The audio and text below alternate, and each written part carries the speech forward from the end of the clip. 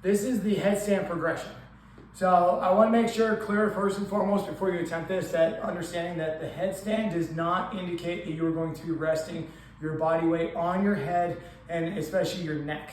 What we want to be able to do with this progression is understand how to apply pressure into the ground with about 70 to 80% of your body weight predominantly being able to be pressed into your hands, into your elbows, and your shoulders to support yourself.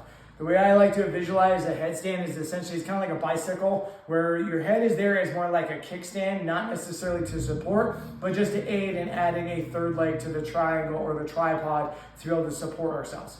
So what I'm going to start off with is essentially just getting myself in the right position. So in order to do so, I'm going to lay down flat on the ground. I'm going to place my hands flush on the floor so my palms are facing down. From there, I'm going to slide my hands as far forward as I can, and I'm simply going to rotate my fingertips up towards my armpits. Now from here, it's going to basically, this is what we look for is as far as a baseline push-up position. So maybe for a lot of you guys, this might feel a little bit more tight, a little bit more condensed than what you're normally used to. From here, I'm going to tuck my chin to my chest, and I'm simply just going to bring my nose to the mat here or the ground. All right, now from there, I'm going to take a note of where my nose was at. All right, because that's going to be indicative of where the crown of my head is going to be placed. So we're looking for to be able to create this is a tripod position. So essentially my hands and my head are making a nice triangle position to be able to create what we look for in a tripod, all right? Because again, we don't want all three legs of the tripod to be set in a row. You do that with anything, whether it's holding your phone, you're an artist, it's your easel, whatever that might be, three legs in a row, it's going to tip over. So we want that tripod to be in that triangle position. Now from here, what I'm going to simply do is I'm going to take my push-up position and I'm going to bring myself, what you might have seen before is essentially either a downward dog position or an A-frame position with my hips up nice and high. All right, so from here, I'm just going to feel the weight distribution in my hands and in my shoulders.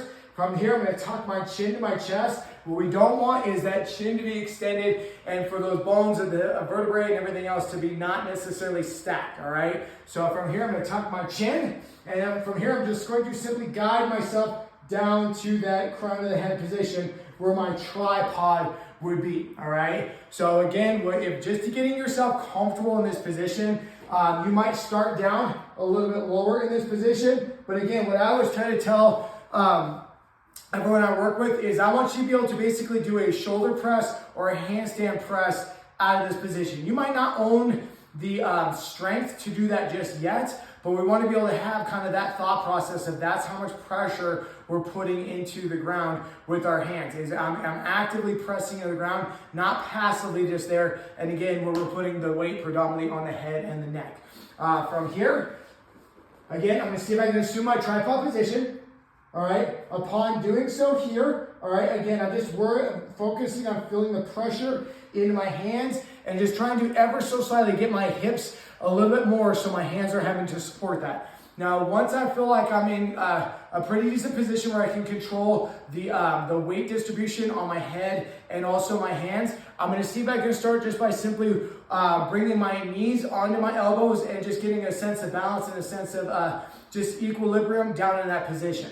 So again, I can place my head down, or I might just go into kind of a down dog position or down on here. From here, I can start by placing one knee on my elbow and just getting my base of support from there. Again, what we're literally looking for is the knee to come in contact with that elbow for that base of support. Again, if you can look from the side, my base of support is going to mimic the same as it would if I was doing a handstand push-up, maybe an overhead press, something along those lines. We're just trying to get those positions to transfer over to other things.